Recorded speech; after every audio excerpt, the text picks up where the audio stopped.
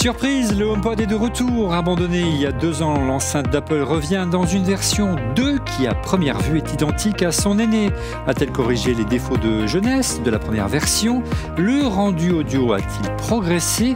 Est-elle taillée pour le home cinéma? Siri a-t-il enfin gagné en intelligence? Le HomePod 2 demeure-t-il toujours aussi facile à installer? Quels sont les manques face à la concurrence? Débat. Le Mac. Et bonjour à toutes et à tous, vous regardez On refait le Mac, alias ORLM, très heureux de vous retrouver pour notre débat tech hebdomadaire. Merci pour votre fidélité, n'hésitez pas à nous soutenir en vous abonnant à notre chaîne YouTube. Abonnez-vous s'il vous plaît.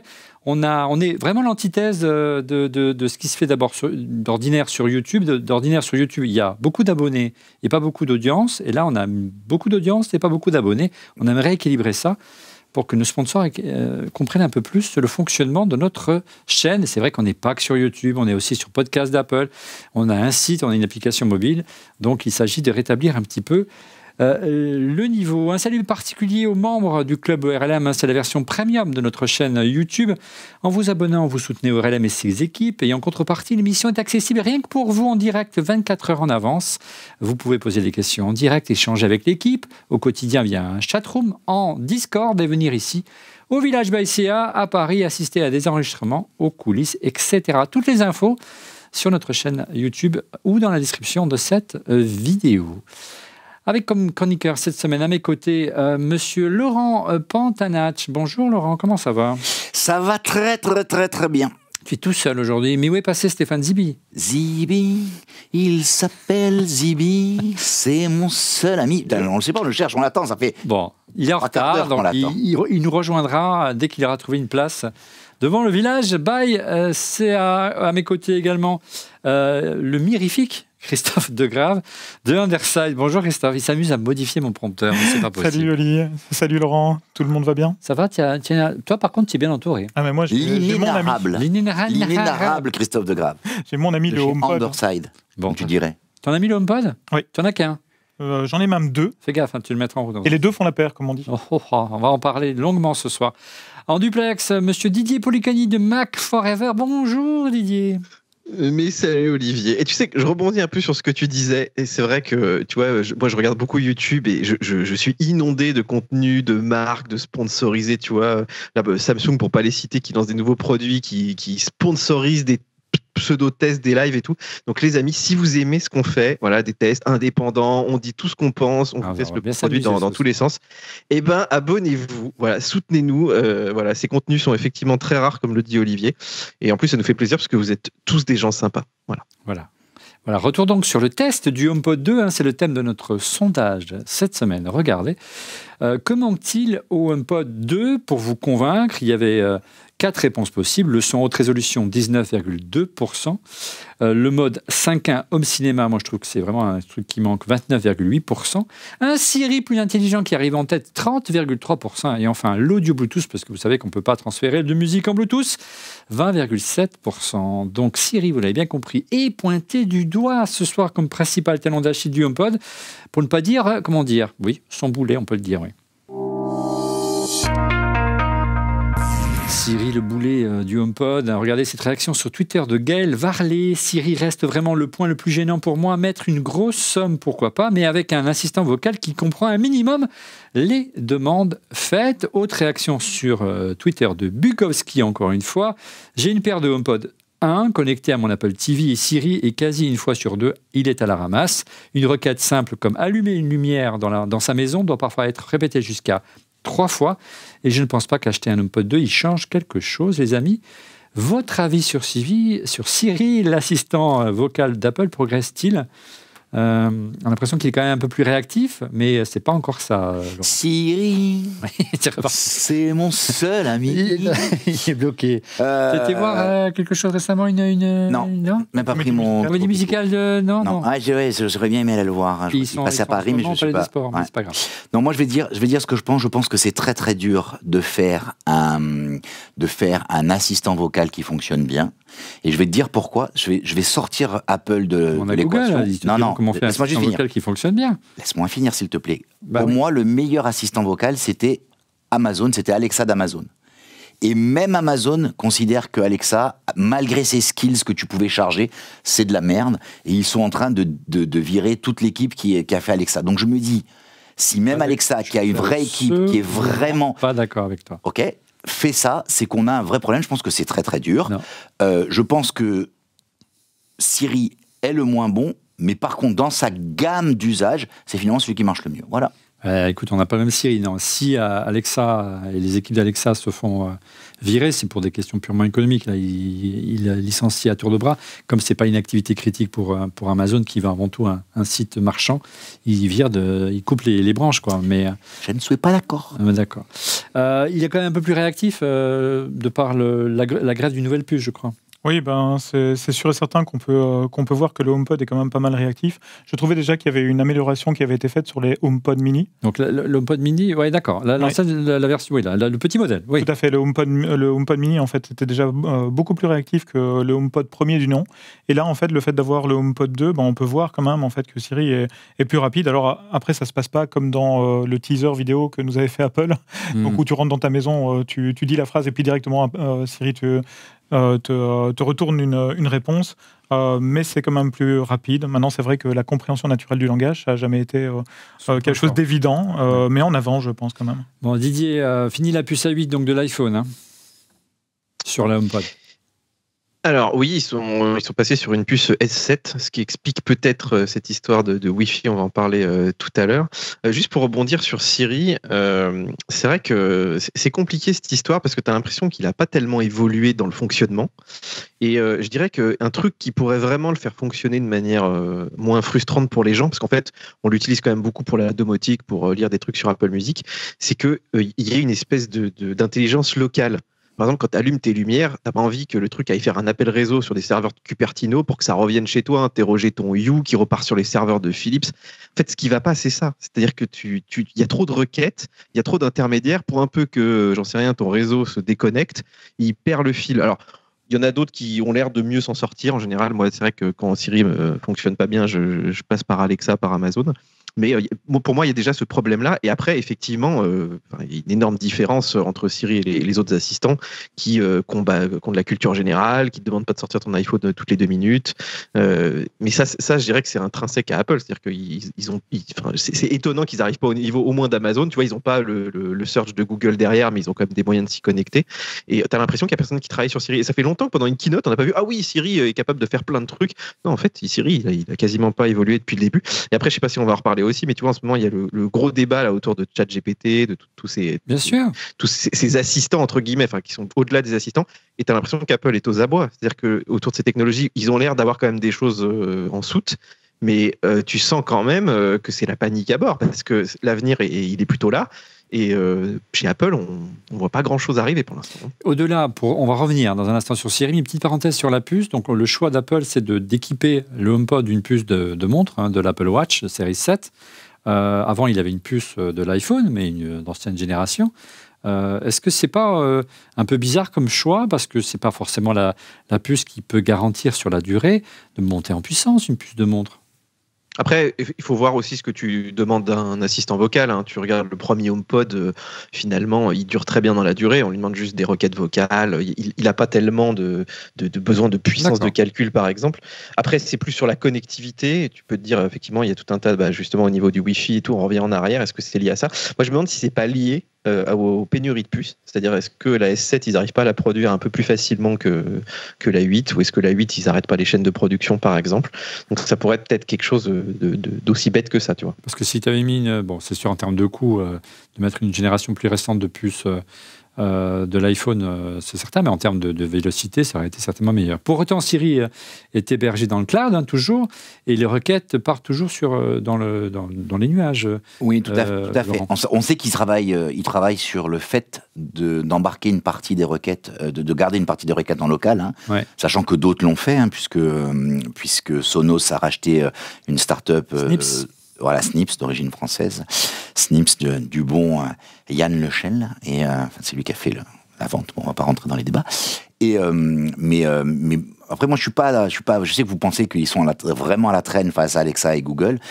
Moi, je pense qu'en fait, ils ont juste un scope qui est beaucoup plus étroit. Ah oui. Et dans ce scope-là, le vrai problème, c'est le déclenchement. Et ce que tu dis est très vrai. Moi, j'ai dans 2 pièces, j'ai un HomePod normal, et un HomePod mini. Et très souvent, quand je pose la question à la maison, c'est le mini qui répond, même si je suis dans la pièce où il y a le HomePod normal. Donc, encore une fois, il y a un vrai problème de... Alors, il y a 2 choses aussi, je trouve, qui sont assez justes pour Siri. C'est qu'il est moins intelligent que les autres, notamment en français. En anglais, peut-être que le niveau est moins élevé, mais en France, qu'est-ce qu'on s'en prend plein la gueule? Lorsqu'on pose une question vraiment anodine, qui va au-delà de demander l'heure ou demander la météo, il propose d'aller chercher les réponses sur le web. C'est un petit train. On va faire un test en plateau. C'est le même test qu'on fait depuis l'arrivée du premier HomePod. La question, il n'y a pas plus bateau pour quelqu'un qui travaille chez Apple. Tu peux appuyer sur le bouton lorsqu'on a désactivé Siri. Siri qui est Steve Jobs. Merci de vous intéresser à Steve. Apple.com pourra vous en dire plus à son sujet. Oui, c'est plutôt le niveau 0. Autre exemple, par exemple, les enceintes de Google, les enceintes d'Amazon. Moi qui ai le plaisir d'avoir une épouse qui est australienne, donc elle peut lui parler en français, elle peut lui parler en anglais. Avec l'HomePod, c'est un peu plus compliqué. Il comprend une seule chose en anglais, écoutez bien. Siri, what time is it? Il est 18h20. Jusque-là, ça va. Siri, what is the weather today? Le ciel est dégagé actuellement. Il a réussi. 4 degrés. Bon, ben, Attendez-vous à des nuages.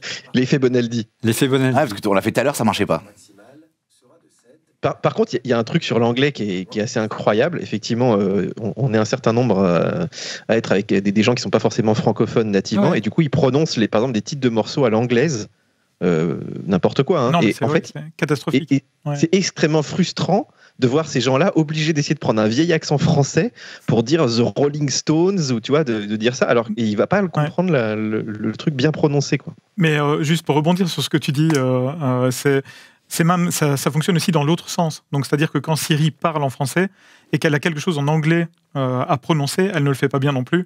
Donc, par exemple, chez moi, j'ai la chance d'avoir un flipper. Et donc, en fait, je lui demande, dis Siri, allume le flipper. Et elle me répond, le flipper est allumé. Oui, je vois ce que Donc, c'est que des trucs comme ça, quoi. Donc, on est bien d'accord que Siri ne progresse pas, du moins en français. Comment expliquer ce sur place à l'heure où on voit que l'intelligence artificielle arrive? Tu parlais avant le début de l'émission de ChatGPT. Quand on a les ressources d'Apple et l'ambition d'Apple, on se dit mais qu'est-ce qu'ils font les gars qui travaillent dans la deep tech chez Apple? Moi, je pense qu'ils travaillent pas. Moi, je pense que ce qui les intéresse, c'est que ça réponde aux questions de base depuis toujours. Ouais, mais enfin, Et c'est un choix. Ils veulent pas faire un système qui répond. Et c'est frustrant, hein, le nombre de fois où tu es à la maison, tu as une question, tu poses, il te propose de te l'envoyer sur ton téléphone, ça t'énerve. Et tout à l'heure, on a fait le test avec Macron, et Macron, il te lit la bio de Macron, et tu te dis, mais pourquoi tu es capable de lire, si tu es capable de lire la bio de Macron, pourquoi tu lis pas la bio de Steve Jobs? Pourquoi tu vois, c'est. Alors, on va le faire. Vas-y, appuie. Une chose importante pour un Alexien, Siri, qui est Napoléon? Napoléon Bonaparte, né le 15 août 1769 à Ajaccio, Voilà. né 1821 sur l'île. Donc ça, ouais, on va rapprocher du micro. Vas-y, coupe. Donc là, ça marche. Vraiment pour les personnes vraiment très connues. Mais une personne un peu moins connue comme... Vas-y. Merci, Christophe. Siri, qui est Laurent Pantanach? Avec plaisir. Voilà. Désolé, encore une fois. Voilà, Avec bon. plaisir. Bon, il a du mal à comprendre quand même. En tout cas, nous reviendrons la semaine prochaine sur Siri, l'intelligence artificielle et les assistants vocaux avec une mission spéciale dans Refait le Mac, dans laquelle nous recevrons justement le concepteur français d'assistant vocal de Sonos, qui a pour particularité d'être embarqué dans l'enceinte et ne pas faire appel au cloud. C'est assez intéressant pour les questions de confidentialité des données. Et au-delà, ça permet de mettre en perspective vers où on va aller en matière d'intelligence artificielle et en matière d'assistant vocal. Et je vous assure que ce sera une mission passionnante. Soyez au rendez-vous. Alors, on peut dire de manière générale, Christophe, qu'il est plus intelligent le HomePod, mais plutôt au registre des objets connectés. Oui, c'est ça, c'est exactement ce qui était dit dans une précédente émission, c'est que quand on va sur le site de Apple, ce que l'on voit, c'est que le HomePod est dans la partie home cinéma et dans la partie home, donc vraiment dans la partie maison. Domotique, quoi. Domotique, exactement. Et c'est à ça que c'est pour cet usage que Apple l'a pensé.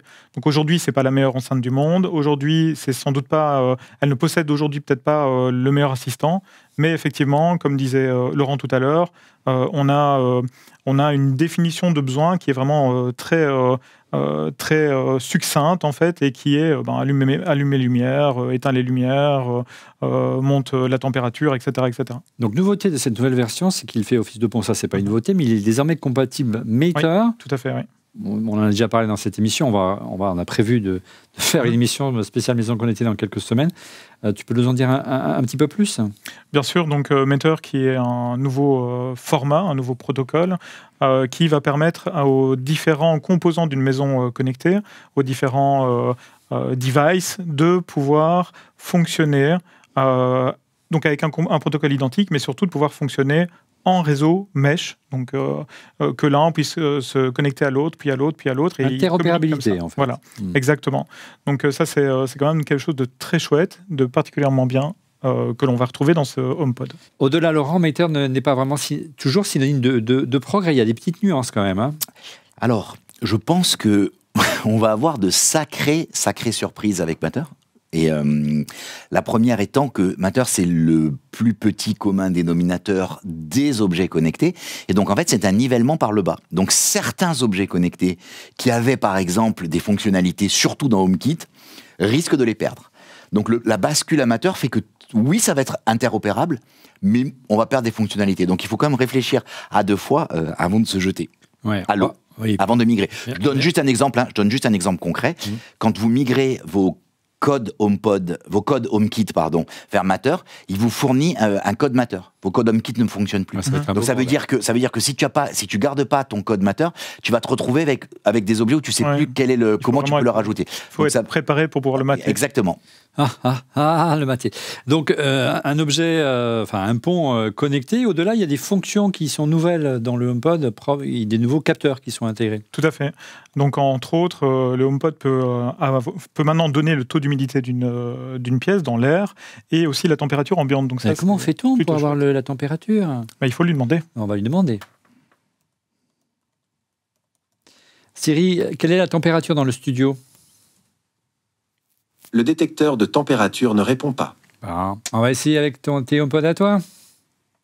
Vas-y. Ah, chez moi ? Ouais, chez toi. Ah, chez moi, ça marche très bien. Mais allons-y. Très bien. Allons-y.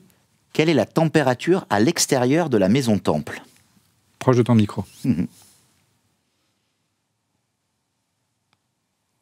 Ah, il me répond, il est 8 degrés 2, il fait 8 degrés 2 à l'extérieur du temple.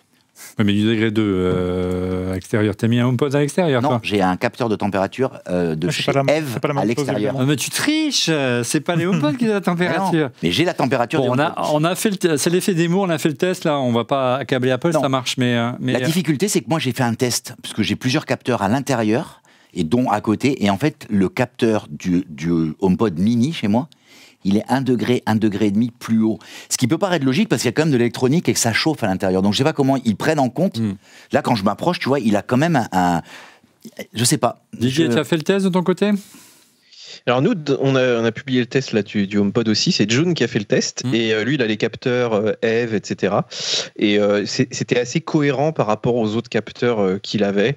Effectivement, en fait, je pense qu'il faut pas prendre ça, pour régler ta chaudière. Hein. C'est un ordre d'idée, quoi. Non, ce qui peut être intéressant, par exemple, c'est pour éventuellement chauffer la maison avant d'arriver ou tu as un capteur il y a un capteur d'alarme maintenant dans les HomePod, donc il détecte automatiquement si une alarme se met en route. Ça peut être utile aussi si vous n'êtes pas à la maison. Donc il y a des choses qui se mettent en place, mais on est encore au début d'un process. Moi, ce que je trouve difficile et regrettable pour le capteur d'humidité et de température, c'est que via l'application d'iOS, j'ai pas trouvé le bouton pour afficher l'info. Il faut passer sur le Mac ou demander à Siri. Voilà, il y a encore des progrès à faire. Tu l'as dans l'application maison, si tu vas dans l'application maison. Oui, mais sur le Mac. Moi, j'ai pas tu sais, la fonction climat sur iOS, parce que j'ai pas il n'a pas détecté d'appareil compatible. Oui, c'est vrai, chez moi, ça ne s'affiche pas non plus, Didier. Je pensais la trouver aussi dans Home sur iOS. Non. Et je ne la retrouve pas. Je suis là parce que tu as un capteur de température par ailleurs. Exactement. Non, j'ai celle de... Alors moi, je l'ai. Moi, je l'ai, moi. Moi, je l'ai pas. 21-23 degrés et j'ai pas de capteur de température. Donc c'est le t'as pas un chauffage, t'as pas une clim, t'as pas quelque chose qui fait déjà ça? Non. Et il me dit l'humidité, tu vois, 38-40%, température 21-23. Subtilité. On en parlera tout à l'heure l'application Home parce que pour moi je trouve que c'est un vrai défaut. Alors si Siri n'a quasiment pas évolué, le design également, gros plan. Je les ai. Autant pour moi. Le HomePod 2 en apparence, regardez, il est très proche de la première version lancée en 2018 et abandonnée en 2021. Alors celui-ci n'était pas déjà vraiment original au départ, hein. C'est un concept qui est vraiment là depuis longtemps, ce concept cylindrique avec une peau qui est par-dessus, on l'a vu depuis des années. Oui, bien sûr. En même temps, de mon point de vue, elles font partie des plus belles enceintes, malgré tout. Ouais. Donc d'un point de vue design, elles ont quand même ce côté non anguleux. L'écran qui est au-dessus est quand même, ce sont des LED en dessous évidemment, c'est pas un véritable écran et puis oui, enfin c'est la texture, tout est quand même bien pensé. Ah ben on reste quand même dans les canons de l'enceinte. Quand on regarde le modèle de chez Sony, un modèle de chez Ultimate Ears ou encore un modèle de chez Amazon, ça reste dans l'esprit. Hein. Regardez le modèle de Sony qui est sorti avant le HomePod. Ouais, c'est un peu plus, mais c'est la même chose. On est loin. On sait qu'Apple a quand même des ressources en matière de designer assez étonnantes, qui prennent parfois des risques. Et là, ils sont rentrés dans le rang. Et on est loin, par exemple, de ce que peut faire notamment un 2V. Allez, en revanche, la finition, Didier, demeure quand même impeccable, on peut le dire.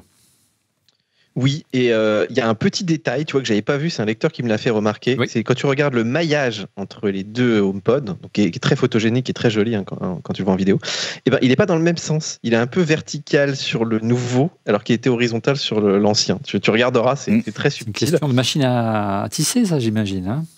Oui, je sais pas. Mais en fait, ce qui est assez amusant par rapport à ce que tu disais, c'est qu'effectivement, ils ont quand même changé plein de trucs. En dessous, c'est un peu différent. Ils ont changé l'intérieur. On va en parler juste après.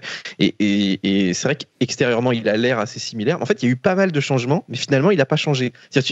Quitte à changer, ils auraient pu rajouter, j'en sais rien, comme on voyait sur le modèle de Sony, l'heure qui apparaît comme ça sur de face, ou d'avoir des petites choses en plus, un petit écran comme sur les échos et tout. Et ils sont vraiment restés sur la même philosophie du produit, qui n'a pas été un méga succès.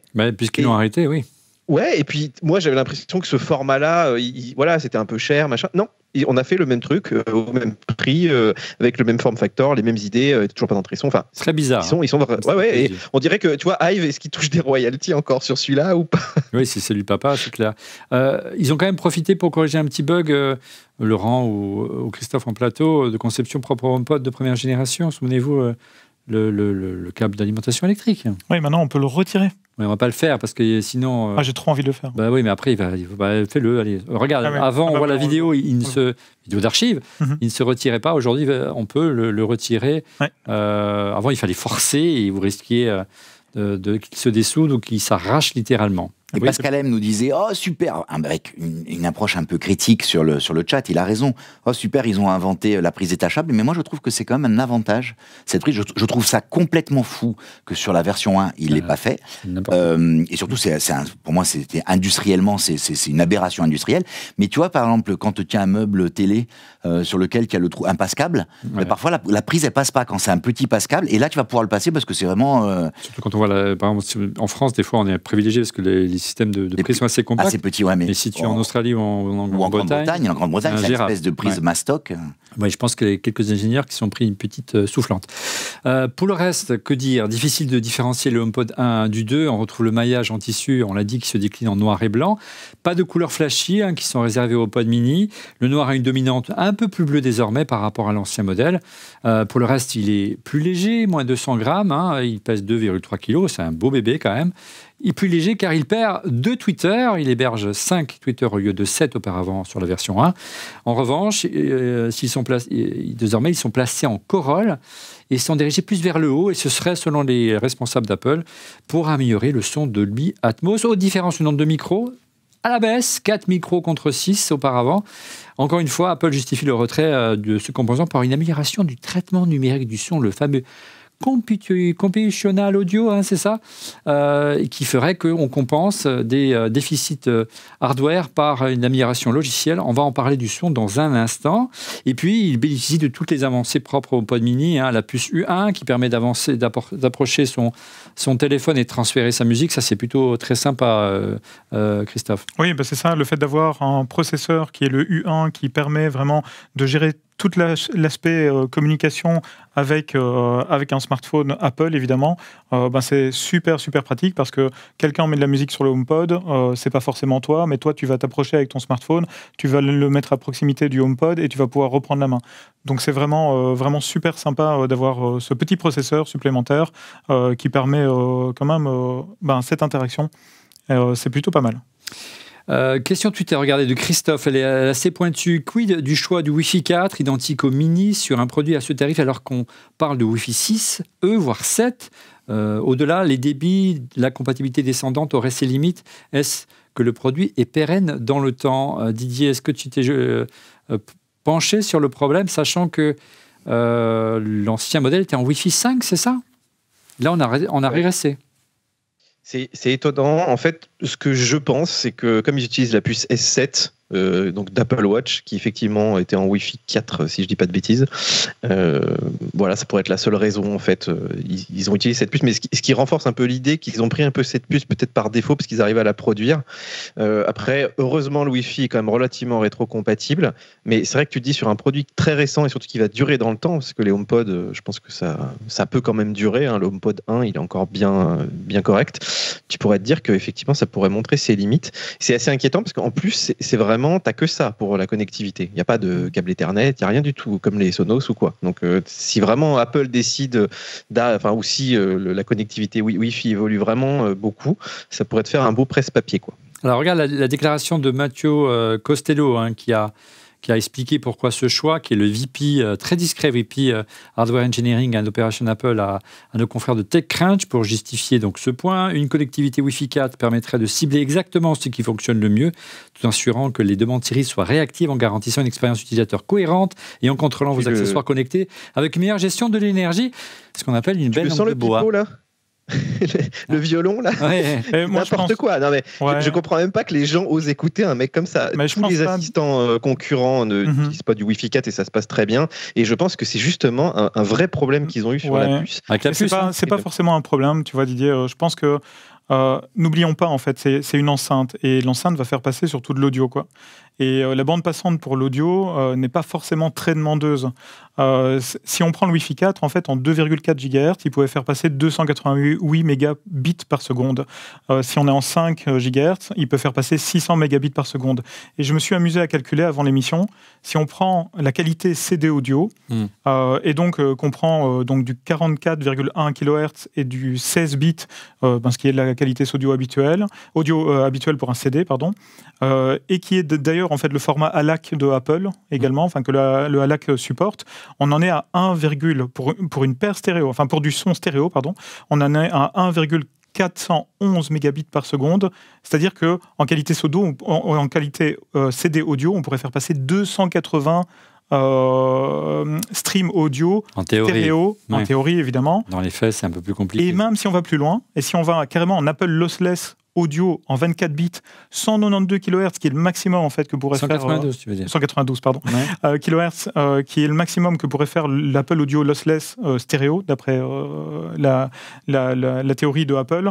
On en arrive à 9,216 mégabits par seconde, donc plus de 65 flux en même temps. Ouais, donc il y a de la marge, mais c'est vrai qu'on peut se poser des questions. Vous verrez, on parlera des manques en fin d'émission, notamment autour du 5.1. Moi, je trouve que c'est un vrai manque pour pouvoir transformer ces HomePod en une solution home cinéma. Et c'est vrai que d'être en Wi-Fi 4, on peut se poser la question sur l'avenir, mais on verra. Regardez cette autre question Twitter de Bukowski.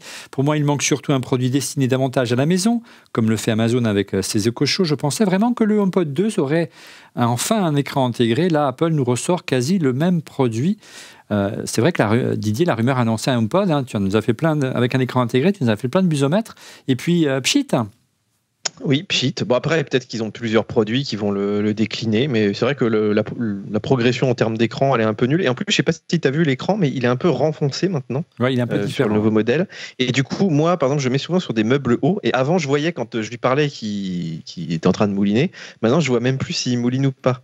Voilà, c'est un petit détail tout bête. Ouais. Mais par contre, moi, j'ai les échos à côté, effectivement. D'avoir l'heure en permanence, c'est quand même assez cool. Des fois, là, d'avoir des requêtes. Regarde l'écho chaudiste, il y a carrément un écran. Ça rappelle l'iMac, l'écran qui te suit. En fait, puis regarde le design, 2012, ça va pas loin de l'audio HomePod. Hein.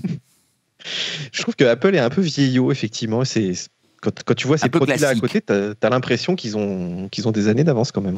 Alors moi, j'ai fait un truc, je vous le dis. Oui, juste, moi, j'ai ajouté le signal de confirmation de confirmation. Bip bip.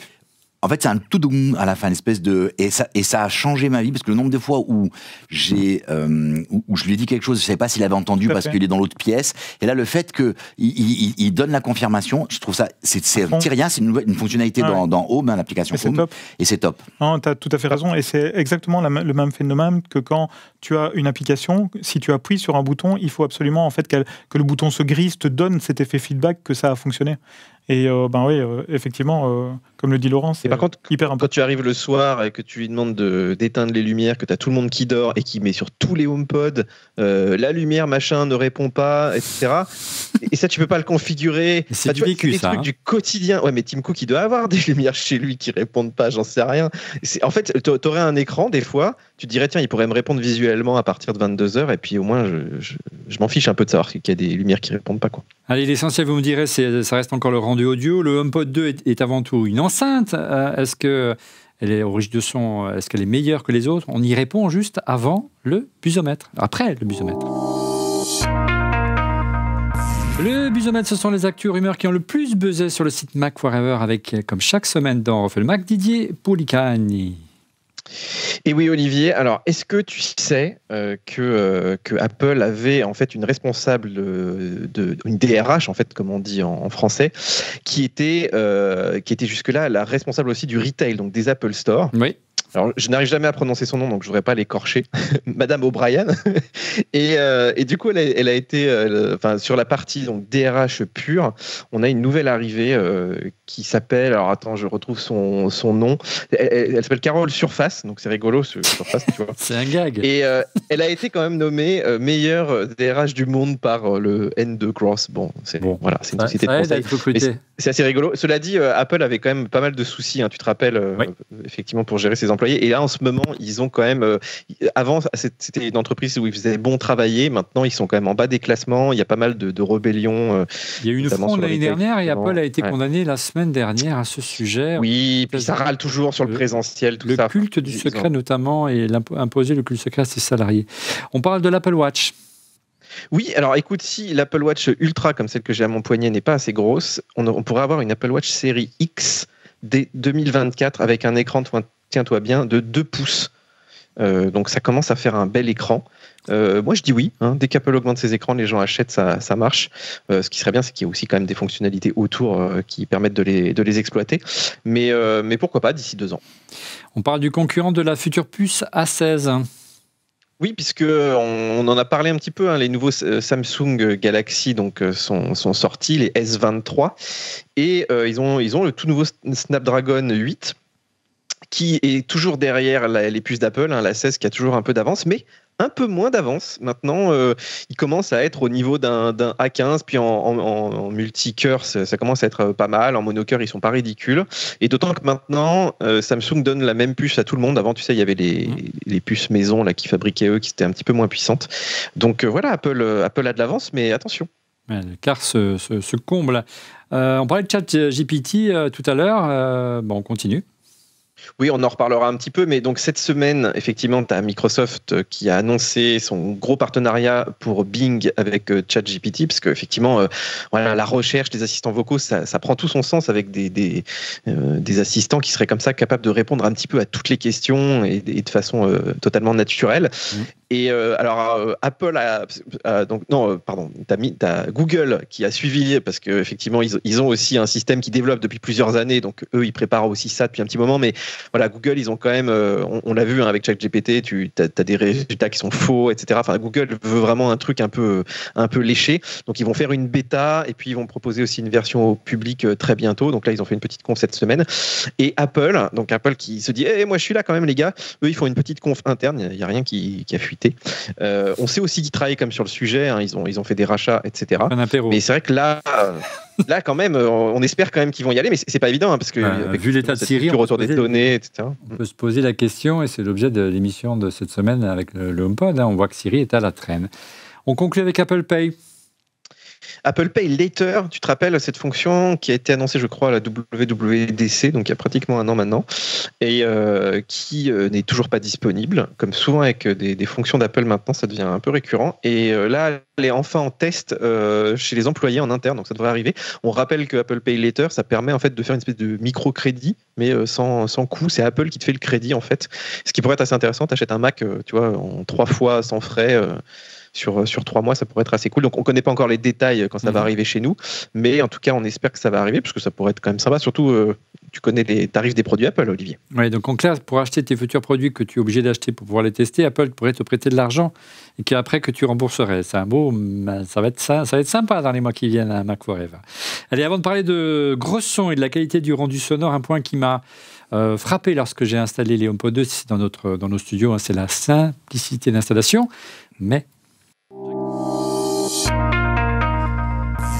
simple, mais en effet, le point fort des HomePod, c'est la configuration très simple, hein, propre à l'intégration de la plateforme Apple. C'est comme les AirPods, en somme. On approche l'iPhone et le HomePod est automatiquement détecté. Donc ça, c'est un vrai avantage. On a fait le test en plateau encore aujourd'hui. La configuration se fait en 3 minutes chrono, hein, pour jumeler avec son compte iCloud et importer ses paramètres Apple Music. Ça, c'est vraiment un vrai plus.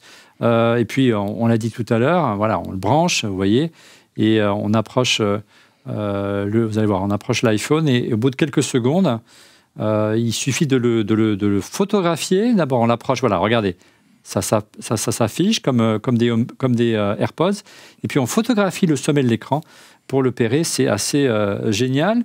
On l'a dit tout à l'heure, la diffusion d'un morceau est très simple. Tu l'as fait la démo tout à l'heure, il suffit d'approcher l'iPhone de l'enceinte. Donc ça reste super simple, car Apple est taillé pour Apple Music, hein, depuis 2020. Est-ce que depuis 2020, donc depuis la sortie de l'HomePod mini, il s'est ouvert à d'autres systèmes de streaming qui a l'info? Donc effectivement, il est compatible avec Apple Music, avec Amazon Music et Deezer. Donc il manque toujours Spotify. Il manque Spotify, mais le truc c'est que toute la brique logicielle pour que quelqu'un puisse venir s'interconnecter au système de Apple est existante. Et donc si Spotify n'est aujourd'hui pas présent sur le marché, c'est sans doute une question de politique interne. Ouais. En tout cas, on peut avoir Spotify, mais il faut activer la fonction AirPlay. On l'a pas directement en discutant avec Siri, effectivement. Et puis, tu as essayé, Didier, le fameux Apple Music Voice Plan, tu sais, ce système qu'on nous avait présenté au lancement des HomePod mini pour pouvoir écouter la musique uniquement avec les HomePods. Ça existe toujours ou pas? J'ai cherché, j'ai pas trouvé. Oui, ça existe. Mais en fait, le problème, c'est que si tu as comme moi un abonnement Apple Music, tu peux pas trop le tester parce qu'il faudrait tout reconfigurer. Ouais. Mais effectivement, c'était intéressant parce que si t'es étudiant et que t'as pas forcément envie de mettre le plein pot pour avoir Apple Music, c'était quand même un système assez cool. D'autant que, tu vois, on parlait de Siri tout à l'heure, mais c'est vrai que Siri est au cœur d'Apple Music quand même. Donc tu n'as que ce moyen-là de l'utiliser. Et moi, j'utilise quand même pas mal Apple Music, justement. Je me lève le matin, tu vois, j'aime bien écouter des web radios, je vais sous la douche aussi, tu vois. Non mais c'est vraiment un truc, j'aime bien sous la douche, tu vois, t'es sous la douche, tu peux lui demander de jouer une chanson. Par contre, je trouve que Siri, quand tu lui demandes tiens, il est en train de se déclencher, quand tu lui demandes certains trucs un peu compliqués sur de la musique, par exemple, moi je lui demande souvent une web radio sur TuneIn dans toutes les pièces, tu vois, il y a 5 mots à choper, une fois sur deux, ça ne marche pas. Et moi, ça me rend fou parce que c'est des choses que je fais souvent. Alors, quand c'est du Apple Music, tout basique, ça va. Mais si tu veux un peu de la musique pop, machin, des trucs un petit peu travaillés, moi, j'ai plus vite fait de passer par l'iPhone maintenant. C'est pour ça que quand on parlait d'écran tout à l'heure... Quand tu complexifies le message, ça devient un peu plus compliqué. Mais d'ailleurs, regarde, c'est pour ça que le 8 mai, on a vu que c'était ultra simple. Les AirPods et les HomePods, c'est le même principe de synchronisation. Mais au quotidien, on est un petit peu fatigué. Regarde la réaction de Sébastien Page pour te paraphraser. Ce n'est pas vraiment une question, mais un ras-le-bol. Je trouve laborieux la gestion des HomePods dans la maison, dans Maison, l'application. Sur les mises à jour, le menu réglage assez brouillon, la musique.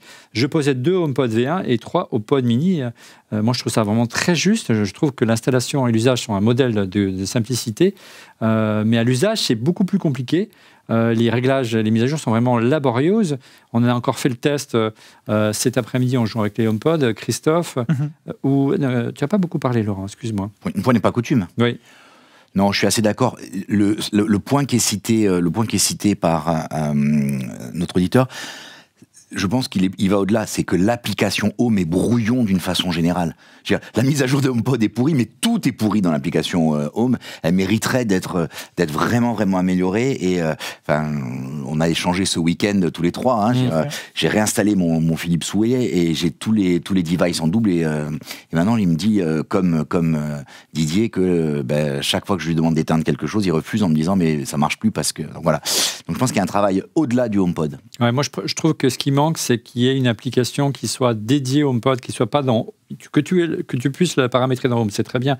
Mais la logique voudrait qu'il y ait une application, comme il y a une application pour l'Apple Watch, dans laquelle on retrouve tous les réglages, comme il y a une application Sonos, dans laquelle on retrouve tous les réglages. C'est de temps en temps, mais pour non, un achat. oui, c'est comme quoi, tu vois, même on peut s'entendre avec les Bastiais. Et tu vois, oui, Olivier, Didier. Juste pour finir là-dessus, parce que moi, j'ai plusieurs réseaux Wi-Fi à la maison. Tu vois, comme je capte pas bien, j'ai mis un Starlink et tout. Et en fait, comme tes réseaux sont enregistrés, tu peux pas lui dire au HomePod, connecte-toi sur tel réseau Wi-Fi et bloque-toi dessus. Et du coup, là, j'ai 8 HomePod dans toute la maison, j'en ai la moitié qui est pas sur le même réseau. Donc quand je lui dis joue dans toutes les pièces, il y en a la moitié qui joue. Et effectivement, il y a rien dans cette application pour lui dire bloque-toi sur tel réseau. J'ai vu des solutions, mais hyper alambiquées, bloquées sur l'adresse MAC, etc. Mais c'est un truc fou de se dire, quand même, il y a des gens qui ont plusieurs réseaux Wi-Fi, ça existe, quoi. Et ils ont pas pensé à ça. On en a fait la meilleure expérience tout à l'heure, parce qu'on était en train... Christophe était en train d'upgrader le réseau Wi-Fi du studio pour le passer en 6E, puisqu'on a besoin de tester les nouveaux MacBook Pro pour le prochain grand test, et notamment du Wi-Fi 6E. Didier, tu le sais bien, a quelques soucis. Et puis, donc, nos HomePod n'ont plus retrouvé le réseau pendant quelques minutes, donc ils se sont branchés sur le réseau du village, qui est le réseau alternatif du village Bastia qui nous héberge, et depuis, pour le faire basculer, ça a été assez compliqué. Alors, c'est pas le cas de monsieur et madame tout le monde, je veux bien le croire, que tout le monde n'a pas 50 réseaux Wi-Fi à la maison, mais c'est un exemple de comment, au quotidien, alors que le principe et l'ADN d'Apple, c'est la simplicité, derrière, c'est très brouillon, et pour moi, c'est pas l'ADN d'Apple, je suis désolé. Siri, ça doit bien marcher, c'est l'ADN d'Apple. Un Steve n'aurait jamais toléré ça. Je sais que c'est difficile de faire parler les morts, mais moi, je suis désolé. Oui. C'est pas l'ADN d'Apple. Après, c'est vrai qu'on est sur des cas techniques qui sont très particuliers. Ouais, mais de réseau Wi-Fi. Tu fais pas d'assistants vocaux. Si tu es mauvais, tu es mauvais. Ça, c'est pas tellement la raison. Le truc, c'est que ici, c'est vrai que si tu as plusieurs réseaux Wi-Fi, c'est comme deux réseaux complètement différents en fait au niveau filaire. Donc, si tu branches ton câble d'un côté, tu peux pas l'avoir de l'autre. Oui, mais enfin, c'est un bon exemple qu'on peut pas switcher. On peut pas.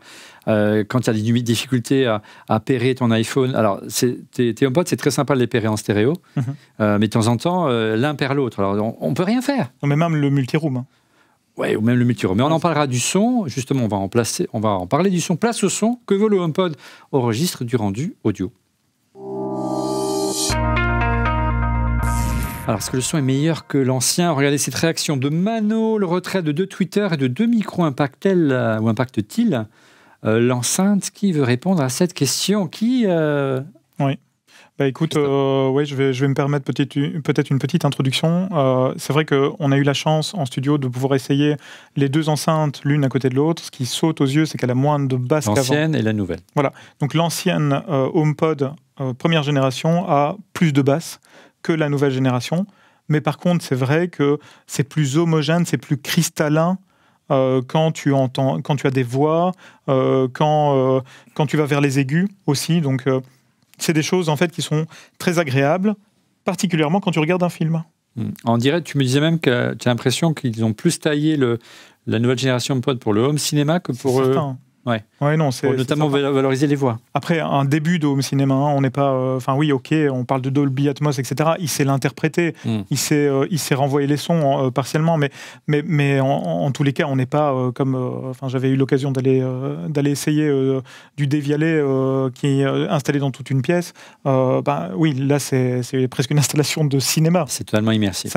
C'est complètement immersif. Tu sens la sphère, tu sens que les sons passent de droite à gauche, au-dessus de toi, etc., etc. Ici, tu vas pas avoir ça. Tu vas avoir un petit effet, mais c'est pas la même chose que si tu avais toute une installation home cinéma réelle. Laurent, toi, tu as l'ancien modèle aussi à la maison. Est-ce que tu as perçu une différence également ? Oui, sur le même point. C'est effectivement, c'est moins percutant. Et par les contre, basses sont moins présentes. mais par contre, mais bon, pour moi, elle était pas trop, parce qu'il y en a qui adorent les basses, mais je suis pas un grand fan. Je préfère bien entendre. Tu vois, même quand tu l'écoutes au jour le jour, même quand il y a un appel téléphonique que tu transfères sur le HomePod, du coup, tu as envie que ce soit très très clair sur la partie audio. Donc, je pense que c'est un mieux. Didier, est-ce que tu assumes les dires d'Apple qui disent que la deuxième version est meilleure que la première du nom des HomePod ? Moi, j'irai pas jusque-là. Nous, on a beaucoup écouté, on n'a pas vu de différence majeure. On a enregistré un tout petit peu moins de puissance, 1 décibel en moins sur le nouveau modèle. On a aussi mesuré 83 dB à 1,50 m, ce qui est pas mal vu le format, parce que des fois les gens ont l'impression que c'est énorme quand ils le voient sur le site d'Apple, mais en vrai c'est tout petit, donc c'est vraiment très impressionnant. Moi je dirais que sur le rendu sonore, pour le niveau de prix et par rapport aux enceintes concurrentes, moi je trouve qu'on est même meilleur que Sonos par rapport à une Sonos One qui a un son un peu plus métallique. Bien sûr. Je trouve que c'est plus... June dans son test disait que c'était plus enthousiasmant et le son est un peu plus rond, je suis assez d'accord avec ça. C'est vraiment un son qui est agréable et tu peux vraiment écouter de tout avec. Il y a aussi un point de détail qui est quand même important, on va peut-être t'en parler après, mais c'est quand même une des rares enceintes du marché qui est vraiment stéréo, même si sur un petit volume comme ça, mais tu as de la stéréo, si tu mets des gauche-droite, tu sens ça, donc c'est vraiment pas mal. C'est un vrai plus, et effectivement. Oui, puis si tu n'en achètes qu'une, ça te fait quand même un rendu qui est très différent. Une Sonos One, tu vois, tu sens vraiment le mono, il n'y a pas de scène sonore. Il n'y a pas de spatialisation. Non, du tout. Et au-delà, tu disais, donc elle est effectivement stéréo, et on sent vraiment une différence dès qu'on active le Dolby Atmos, mais ça reste quand même tout à fait... moi, je trouve très frustrant d'écouter de la musique sur un seul HomePod. Je veux dire, même un HomePod mini. Je préfère acheter 2 HomePod mini, franchement, qu'un seul HomePod 2. Moi, ce serait le conseil que je donnerais. Regardez cette question de Lénaïque Petit-Pierre, qui n'est pas très loin, puisque c'est il nous visite aujourd'hui, il est avec nous, il est juste derrière les caméras. Un membre du club VIP. En français, on dit rendre visite. Et oui. En anglais, on dit visite. Dans le sud où je suis, on est... Voilà, c'est l'Australie, là. Bonjour à toute l'équipe, bravo pour tout ce que vous faites. 2 HomePod 2 sont-ils plus ou moins immersifs sur un contenu Dolby Atmos qu'une barre de son à prix équivalent ? One more question, le Bluetooth est présent dans les produits Apple, pourquoi Apple ne l'ouvre pas à l'audio ? On peut en effet coupler 1 ou 2 HomePod avec un Apple TV 4K. On a fait le test tout à l'heure, Christophe. Tu as fait le test également... Didier, tu as écouté également Laurent, votre avis tout simplement ? L'avis en fait c'est qu'ils sont en écosystème fermé et qu'ils sont dans l'intégration verticale jusqu'au bout des ongles et ils refusent en fait que un téléphone Android en fait puisse venir se connecter. Ça c'est pour le Bluetooth. Voilà, pour la partie Bluetooth, oui, j'entends. Et il faut forcément passer par du AirPlay, trouver une solution. Ils pourraient faire une application pour ça, mais aujourd'hui... Oui, bon, après, il y a des clients AirPlay, il y a des serveurs AirPlay, etc. Donc, on peut toujours trouver une solution alternative. Sur le Dolby Atmos, on a essayé, on a écouté tout à l'heure 2-3 films en Dolby, notamment Top Gun. Tout à fait. On sent vraiment qu'ils ont travaillé ce côté-là. Oui, non, c'est sûr, ils l'ont travaillé. C'est certain, c'est le positionnement que Apple veut aujourd'hui, c'est que l'on puisse disposer de 2 HomePod de part et d'autre de son meuble de télévision. Ils sont très jolis en plus de ça, ça donne très bien dans une pièce qui n'est pas trop grande et ça fait le café, quoi. Laurent, qu'est-ce que tu en as pensé ? C'est quand même, je trouve, un peu moins immersif qu'une barre de son traditionnelle, quoi. Alors, ouais, c'est surprenant la recréation dans l'espace. Parfois, on avait l'impression que le son venait, quand on s'est mis bien entre les deux, que le son venait du milieu, alors qu'en fait, non, c'est pas le cas. Il manque une voix centrale. Mais il manque le côté, le côté central, il manque le côté, peut-être même subwoofer, tu vois, un truc qui déplace qui te tape à l'intérieur, quoi. Regarde, Didier, peut-être une question pour toi. De Féfé du 83, si on me prouve que les deux HomePod me remplacent ma barre de son Bose 700 avec le caisson et les deux satellites arrière, je prends les yeux fermés pour l'écosystème. J'avais même pensé me les commander pour tester et les renvoyer si ça ne convenait pas. Je ne sais pas si c'est risqué. Réponse, Didier. Non, mais bon. Alors après, ce qui est dommage, je trouve, avec le Dolby Atmos, c'est qu'ils te mettent ça, l'assertif partout. Il y a même ça sur des smartphones maintenant. C'est un peu n'importe quoi. C'est sûr que de toute façon, techniquement, ça risque d'être compliqué de faire du Atmos vu la façon dont sont positionnés les tweeters, etc. Donc, clairement, si tu as une belle barre de son, une belle hi-fi, tu n'arriveras pas avec ça avec le HomePod. Ce qui est intéressant, c'est qu'il arrive à faire un truc correct, en fait. Tu peux regarder des films correctement avec un Apple TV. Si t'as rien, par exemple, tu dis tiens, je suis un étudiant, je vais mettre 2 HomePod mini autour de ma télé plutôt que d'avoir juste les pauvres haut-parleurs de ma télé. Oui, ça fait le taf. Tu mets 2 gros HomePod, c'est vrai que le rendu est sympa, c'est impressionnant, etc. Mais si tu veux vraiment profiter, tu vois, ton super abonnement Netflix, c'est sûr que ça rivalise jamais avec des systèmes dédiés. Mais en fait, je pense que c'est la philosophie globale du HomePod, c'est-à-dire il est pas méga bon partout, mais il fait le taf à peu près partout. Et du coup, c'est un produit, oui, je comprends que les gens, ils préfèrent avoir ça visuellement, mais après, il faut quand même pas dire aux gens que ça fait vraiment du Atmos. Enfin, ça, c'est le marketing d'Apple, mais en vrai, c'est pas terrible, quoi. Il y a un point aussi qu'il faut pas perdre de vue, et moi, j'avais été très impressionné par la démo dans l'Apple Store des Champs-Élysées, où il y avait trois HomePod, et quand tu rentrais dans cette très grande pièce, le son était ouf, alors qu'il y avait 3 HomePod 1 à l'époque. Mais à l'usage, il y a quand même un décalage, parce que comme le son est streamé, quand tu lances une vidéo, tout ça, il y a toujours un décalage.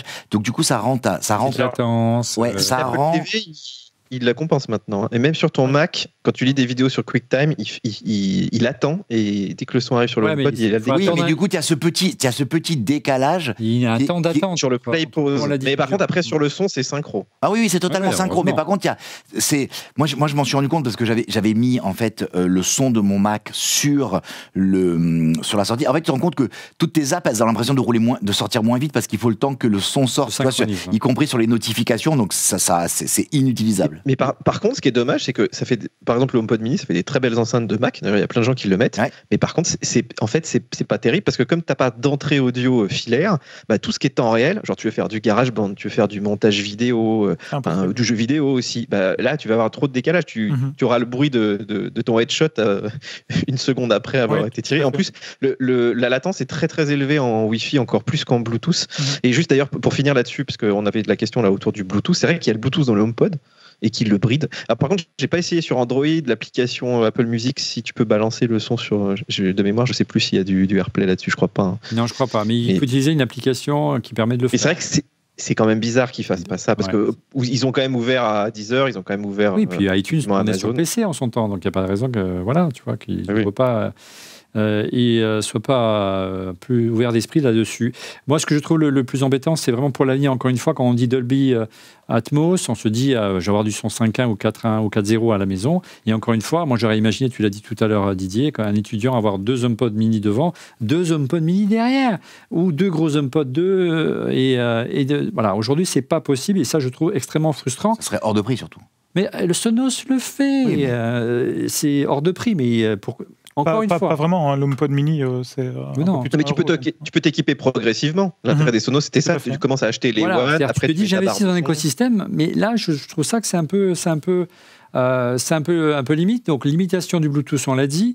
Donc, du coup, alors, on s'attendrait à une bande passante. C'est vrai, elle est supérieure à celle du Bluetooth. Donc, la qualité du son, c'est de la qualité CD, mais ce n'est pas de la qualité haute résolution, Christophe. Non, effectivement, c'est une qualité 44, comme je le disais tout à l'heure, 16 bits, 44,1 kHz. Et effectivement, ce n'est pas la qualité de type Super CD ou haute définition en fait en termes d'audio. Donc en résumé, vous l'aurez compris, le HomePod offre vraiment l'un des meilleurs rendus du marché à ce niveau de prix, surtout si vous le pairez avec une deuxième enceinte. Dernière question et dernier chapitre de cette émission, que vaut-elle face à la concurrence ? Alors, quels sont les manques principaux du HomePod face à la concurrence? Il y a beaucoup de questions. Regardez celle de Stéphane Becquet. Il manque un mode sur batterie. Ce serait sympa d'avoir effectivement un HomePod avec une batterie intégrée. De François SLN, toujours sur Twitter, le prix est exorbitif et dommage qu'il n'y ait pas un écran pour faire comme un Amazon Echo. Du coup, ça nous a un peu orienté, et on a un peu orienté la comparaison. C'est voulu. Nous l'avons comparé à 2 modèles, une enceinte d'Amazon et une enceinte de Sonos. D'abord là, regardez, elle est là, je vais la chercher. Hop, oh, elle est là. Ça s'appelle la Sonos Mauve. C'est pas la Sonos la plus connue de chez Sonos. Pourquoi celle-ci? Parce que d'abord, elle est. Alors ça, c'est Amazon, les amis. Voilà la Sonos Mauve, autant pour moi. La particularité, donc, elle est équipée d'une batterie, elle est mobile, elle coûte 50 € de plus que celle d'Apple, simplement, donc 400 €. Et elle offre peu prou la même puissance, le même coffre, c'est aussi puissant. Elle est Wi-Fi pour se connecter avec le système de Sonos, mais elle est aussi Bluetooth. C'est-à-dire que vous avez quelqu'un qui arrive et qui veut le diffuser, il switch sur le Bluetooth, c'est assez génial. Oui, et puis surtout, vous pouvez l'emporter partout avec vous dans le jardin. Il y a une socle de recharge où vous branchez et vous êtes tranquille. Et puis, elle s'intègre à l'écosystème Sonos. Ça peut être des enceintes arrière pour le home cinéma, donc vous pouvez l'utiliser en enceinte arrière pour le cinéma, et puis quand vous en avez besoin dans le jardin, voilà, c'est vraiment un écosystème ouvert. Laurent? Non. Mais elle n'est pas stéréo, c'est ça le truc. Elle n'est pas stéréo, c'est vrai. Il faut bien qu'il y ait un argument pour Apple. Hein. Oui.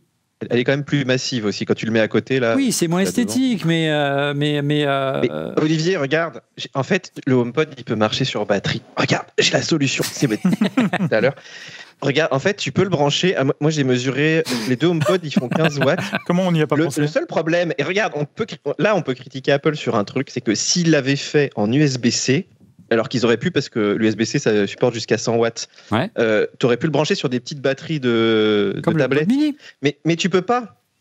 Oui, voilà, le HomePod mini, tu peux. Mais là, tu peux pas, parce qu'en fait, c'est du 220. Donc, il te faut ces batteries-là qui coûtent une blinde, parce qu'il faut un onduleur, en gros, qui transforme le courant.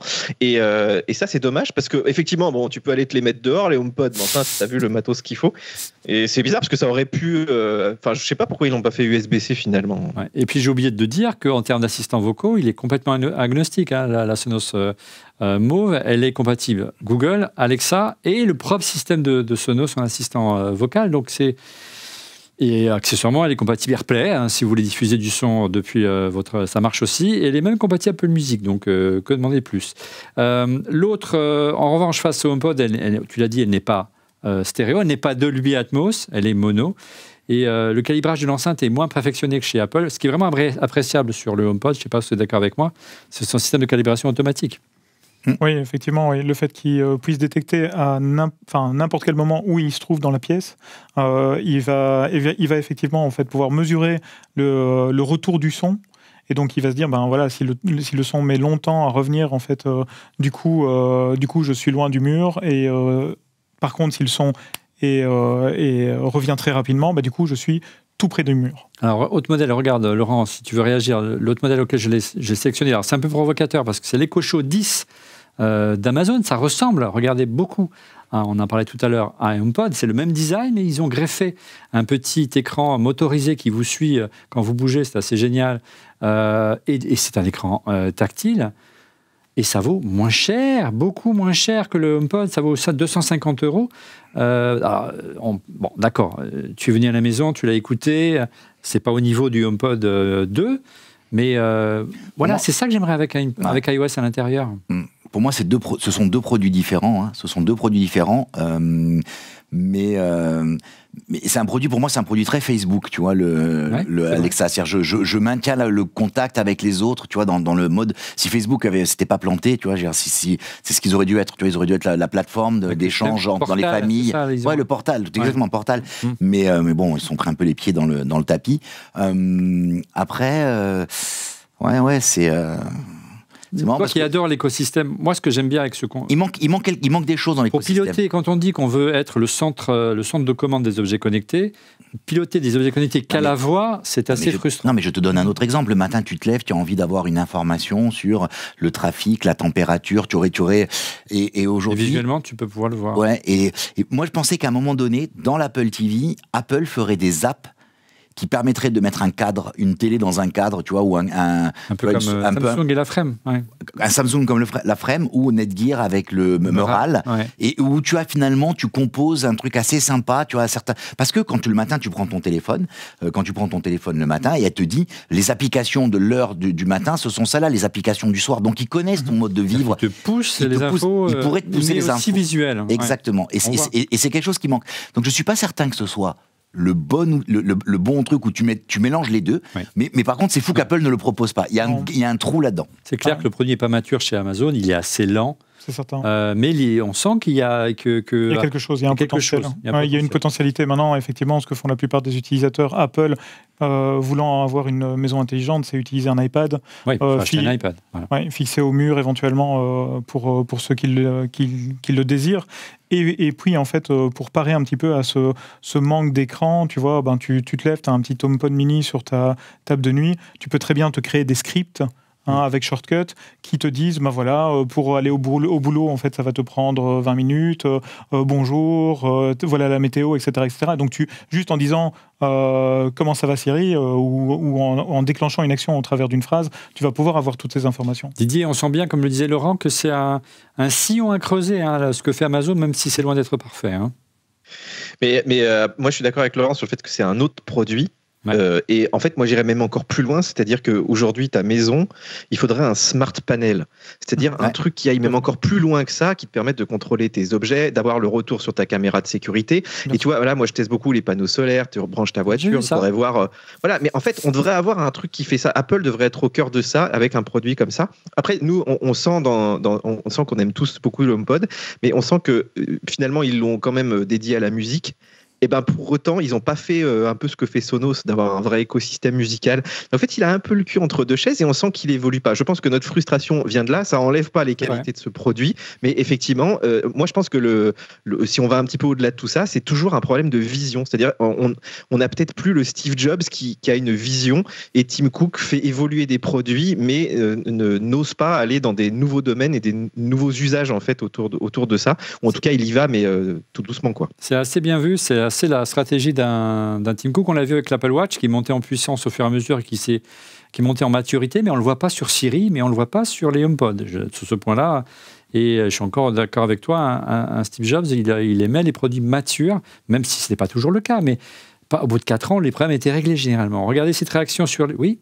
Ouais, c'est génial parce qu'on a les Nike qui est dans le studio et qui nous envoie sur le chat sur le chat, il dit mais regardez Control 4, Creston et Savant, c'est vrai, j'ai regardé vite fait, c'est ce fameux outil de contrôle, de pilotage, et ça répond à ça, mais ça manque dans l'écosystème. C'est vrai. Regardez cette réaction toujours sur les manques de Pierre-François T, les manques du HomePod, l'écosystème fermé d'Apple, et c'est ce qui me bloque pour acheter des HomePod, on en a longuement parlé. Autre réaction de Julien JGR, Bluetooth pour être universel, même si ça n'apportera que la baisse de la qualité de la musique, on en a parlé. Limite du débit Bluetooth versus Wi-Fi, je suis 100% dans l'environnement Apple et AirPlay est top. Autre réaction enfin de Mano, le mode 5.1, quand arrivera-t-il sur le HomePod et arrivera-t-il un jour ? Autre réaction, toujours sur le 5.1 de Brad Coudray, le mode Home Cinéma pour pouvoir mettre 2 HomePod mini derrière le canapé. Une entrée auxiliaire jack aurait été une bonne chose pour élargir les possibilités d'utilisation hors AirPlay. J'hésite à remplacer une Sonos Beam pour 2 de ces HomePod. Avec l'e-Arc, c'est tentant. Moi, je vous dis, changez pas. Votre avis, est-ce que techniquement, vous pensez que AirPlay peut évoluer ? Parce qu'AirPlay 2, ça fait combien d'années que ça existe ? Et peut proposer, comme il propose du multi-room, du multicanal, c'est-à-dire du 4.0, c'est-à-dire 2 HomePod 2 en façade, 2 HomePod mini en arrière. Voilà, on ne fait que ça. Ouais, si une version 3, en tout cas, d'AirPlay, il y en aura une, c'est certain. Bah oui. Il y a de fortes chances que ça aille vers ça, vers le fait de pouvoir avoir du multicanal, de pouvoir réellement avoir un Dolby Atmos un peu plus avancé que ce qu'on a aujourd'hui. Après, à la question de savoir est-ce que je dois remplacer ma barre Sonos en fait par 2 HomePod, s'il n'y a que la barre Sonos, ça a peut-être du sens, effectivement. Pourquoi pas. Mais effectivement, si demain, en fait, la personne pense pouvoir se dire, j'achète un subwoofer, j'achète 2 baffles supplémentaires que je vais pouvoir mettre derrière le canapé, etc., alors ça n'a pas de sens, parce que de toute façon, aujourd'hui, on va être coincé par les standards de Apple. Ouais, sachant que sur une barre, vous avez quand même un retour des voies centrales, c'est quand même un plus. Hein.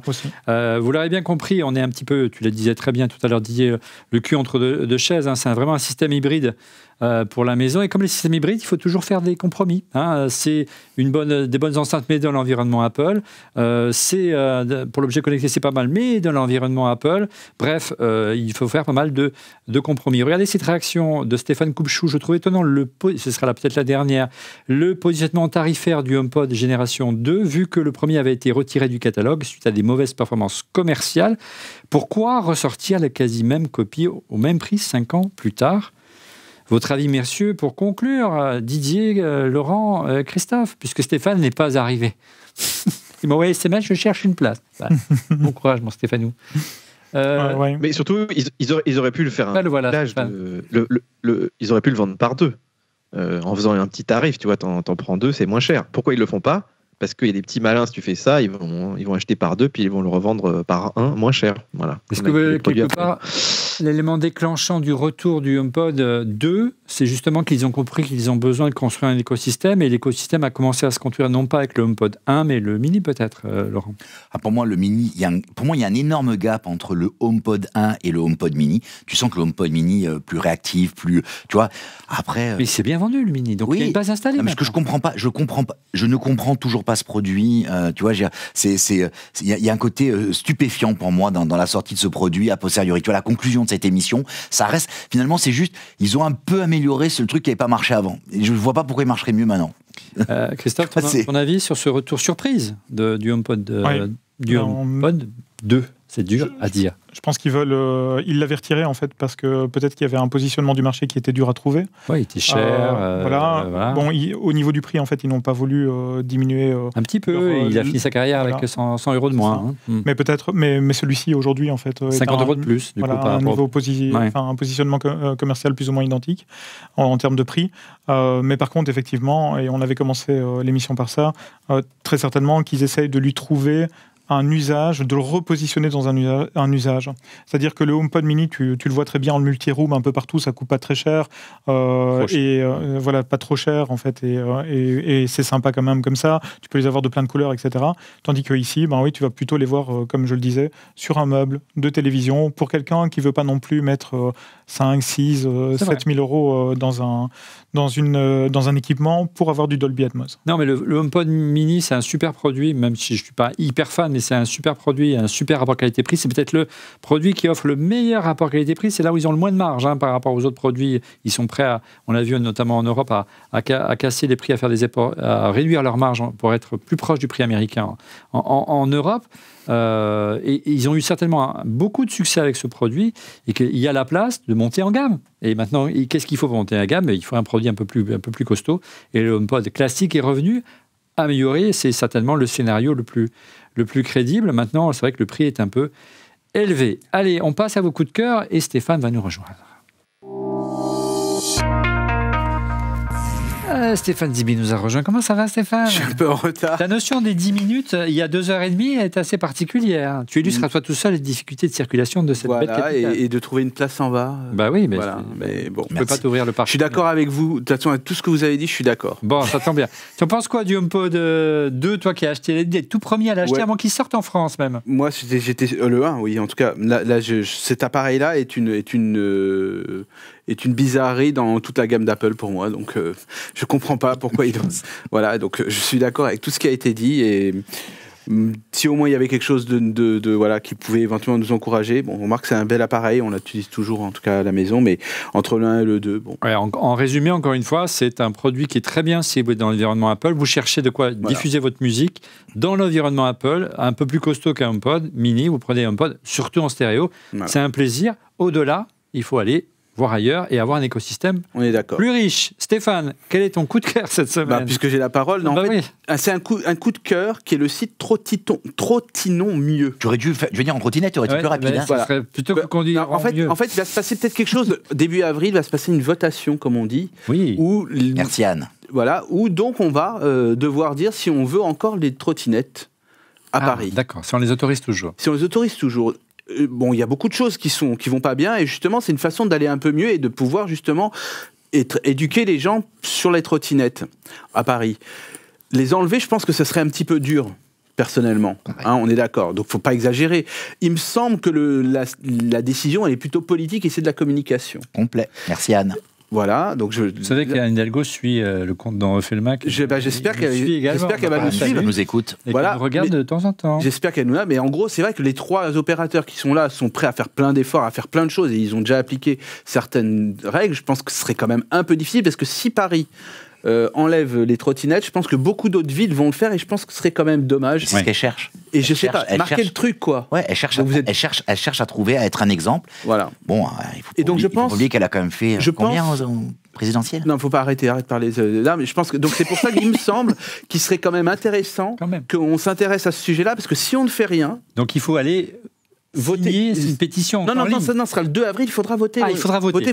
Si vous habitez Paris. Si on habite Paris et qu'on est concerné, bien évidemment. Mais je pense, et je vous encourage quand même à vous intéresser sur le sujet, parce que en ne disant plus rien, les trottinettes dégageront, et je pense quand même que ce serait un recul. Ce serait dommage. Ça serait un recul, et je pense que les trottinettes vont disparaître, parce que je pense que les râleurs, comme toujours, les haters vont aller voter, vont mobiliser, et les autres qui utilisent ça, qui trouvent ça normal, eux ne vont pas le faire. Donc oui, tu as raison, il faut mobiliser. Je pense. Mobilisez-vous. Parce que et surtout c'est stupide, parce qu'on veut de la mobilité douce, et c'est là où c'est tout le problème des écologistes aujourd'hui. C'est pour ça que je dis je suis écologiste, et je suis écologique, et je suis contre les écologistes. Mais non, parce qu'en fait c'est du dogme.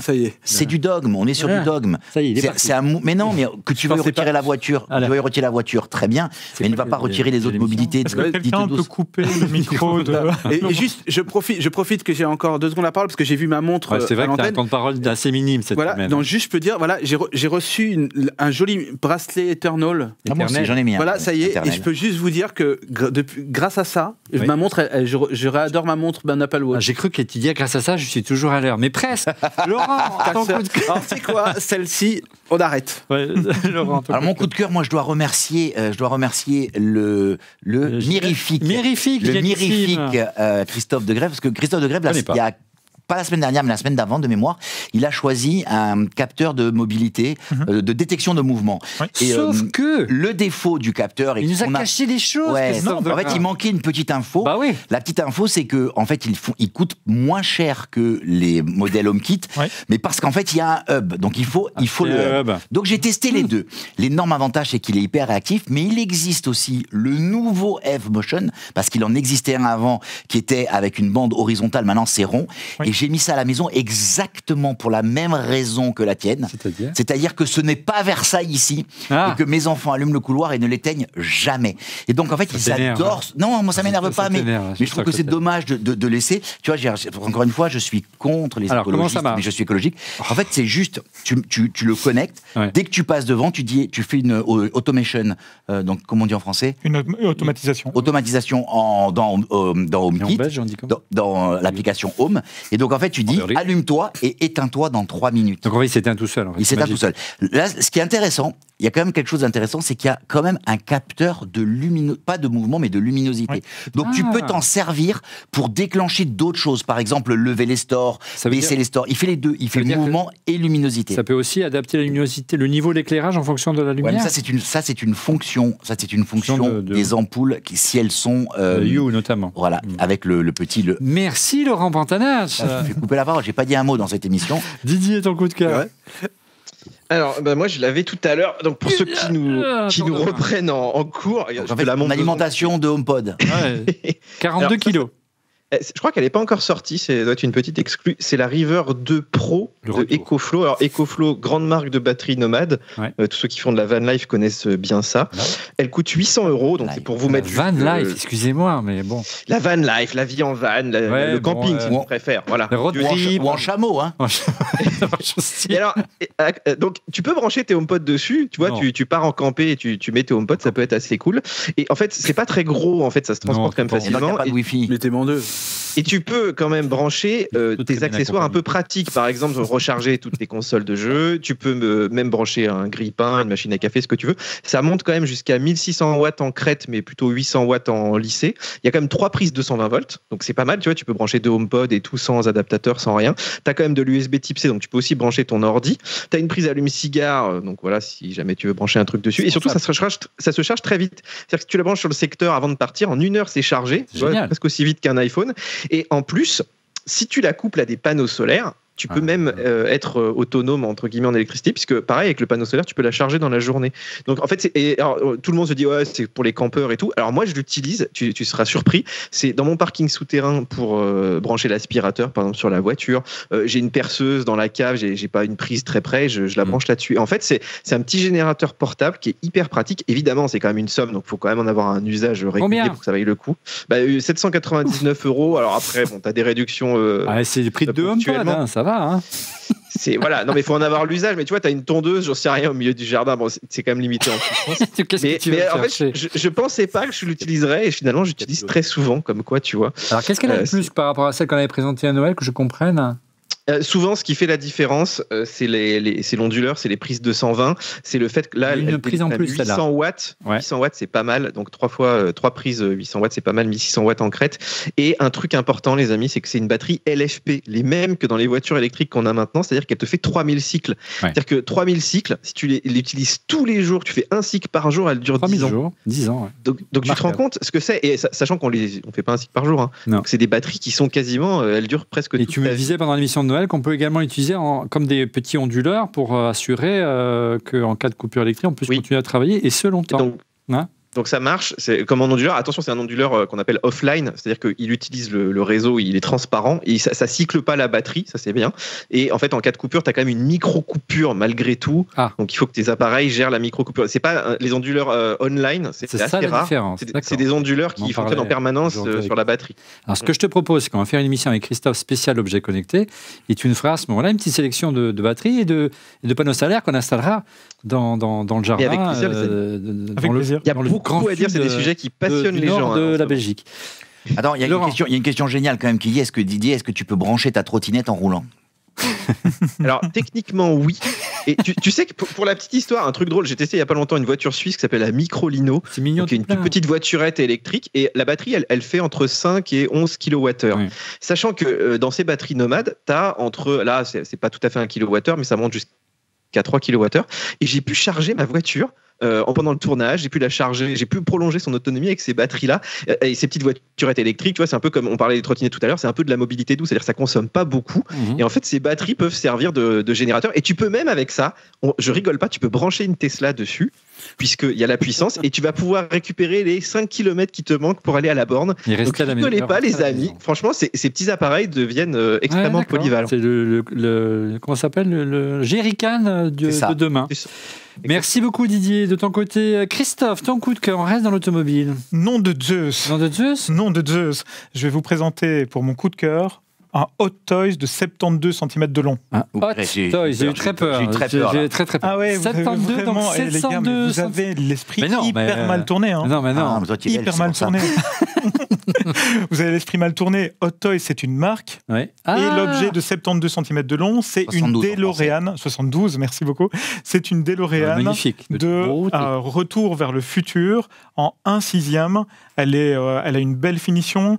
Franchement, la marque est très qualitative. Il y a vraiment tout le light-up, donc vraiment elle est assez grande, 70 cm. C'est toute la partie en fait éclairage. On peut la transformer en. Donc c'est vraiment la DeLorean de Retour vers le futur numéro 2 avec les pneus qui se retournent pour pouvoir voler. côté, et on peut la présenter avec les pneus dans les deux sens. Donc c'est plutôt sympa. Et on peut le trouver sur différents sites comme figurinecollector.fr ou la cité-des-nuages.be par exemple, entre 900 et 919 €. C'est collector. Hein. Donc maintenant on va calculer les prix en HomePod, donc ça fait 3 HomePod celui-là. Oui, celui-là ça fait 3 HomePod. D'accord. Alors elle est pas si chère ma batterie finalement. Ouais, finalement mon Eve Motion qui se connecte à HomeKit tout seul à 39 €, on est nickel. Hein. Oui, moins cher encore. C'est vrai. Alors moi j'ai un produit pas cher. La semaine dernière je vous ai présenté un produit Belkin qui s'appelait l'iPhone Mount with MagSafe pour les MacBook Pro, pour les portables. Et vous m'avez dit, mais qu'il n'y a pas l'équivalent pour des Mac de bureau, voire des moniteurs. Et heureusement, Belkin a pensé également aux gens qui ont des moniteurs, non pas forcément Apple. Voilà la version pour moniteur avec le système MagSafe. Et c'est sympa parce qu'on peut même, il y a un pas de vis et vous pouvez même mettre un petit trépied pour le mettre au sommet d'un trépied d'une caméra, par exemple. Donc, c'est très pratique et je pense qu'on aura vraiment l'usage ici dans l'équipe d'Electric Production pour nos futures productions et ça vaut un peu moins de 40 €. Et c'est Belkin qui fait ça. Ça s'appelle, j'ai oublié le nom, mais c'est pas grave, j'ai le prompteur qui part en vrille. Le Belkin iPhone Mount with MagSafe for Mac Desktop and Display. Voilà un nom simple. Tu tapes ça dans Google, tu trouves rien. Les gars, faites des noms plus courts. Merci.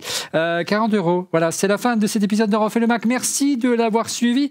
Merci encore pour votre fidélité, les amis. Vous revenez la semaine prochaine, les amis. On va parler avec Sonos la semaine prochaine. On parlera de l'avenir de l'assistant vocal. Ça vous intéresse comme sujet, monsieur Zibi? Bien sûr. Bon, alors, donc, tu viens à 15 h pour 17 h. Laurent? Il se moque de moi. Intelligence artificielle, mission sur mesure pour toi. Ouais. Christophe?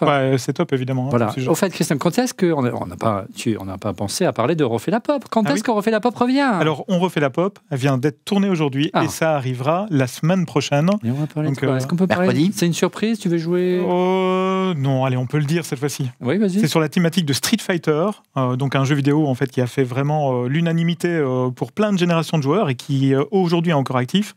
Et surtout, on va recevoir en exclusivité vraiment une sommité dans le domaine du e-sport, donc du versus fighting, on verra bien ce que ça veut dire, qui est française en plus. Donc merci déjà à lui d'être venu pour une interview. On garde le suspense pour le suspense. Par contre, je voudrais ajouter une chose. Oui. On parle de On refait la pop. Oui. On est dans On refait le Mac. Oui. Et on a un shop. Oui, exact. On a oublié de le dire. Regardez, ces magnifiques t-shirts, polo, hoodies, et j'en passe, c'est des meilleurs, et col roulé style Steve Jobs en cachemire. Non, ça, c'est pas. Et puis, c'est pas tout, parce que. Oui, maintenant, il y a autre chose. Voilà, qu'est-ce qu'il y a, Olivier? Est-ce que tu pourrais nous en dire plus? Il y a des déclinaisons designées par monsieur Christophe Degrave. Oui, et donc, effectivement, pour On refait la pop, on a ajouté au shop un tas de déclinaisons, donc des t-shirts, des casquettes, un petit peu de tout, avec le logo de On refait la pop, mais aussi des trucs, je pense, vachement sympa pour ceux qui aiment les 80s et ceux qui aiment la pop culture. Et si vous êtes sur YouTube, le lien est directement, c'est assez pratique, ça s'affiche carrément dans la vidéo. Vous avez le lien dans la description de la vidéo, la boutique de ORLM. Et puis n'hésitez pas bien sûr à vous abonner également au club ORLM si vous êtes comme notre ami Lénaïque qui nous a fait le plaisir de venir assister à l'émission ce soir. Du coup, vous pouvez venir nous voir quand vous voulez. Il suffit de réserver et on fait découvrir les coulisses de cette belle émission. Allez, je vous donne rendez-vous la semaine prochaine pour un nouvel épisode et pour être prévenu en temps réel de la mise en ligne de l'émission. Je vous invite bien sûr à vous abonner tout simplement sur notre chaîne YouTube en cliquant sur le petit bouton et n'oubliez pas de cliquer également sur le petit pouce. Merci encore pour votre fidélité et à la semaine prochaine. Au revoir.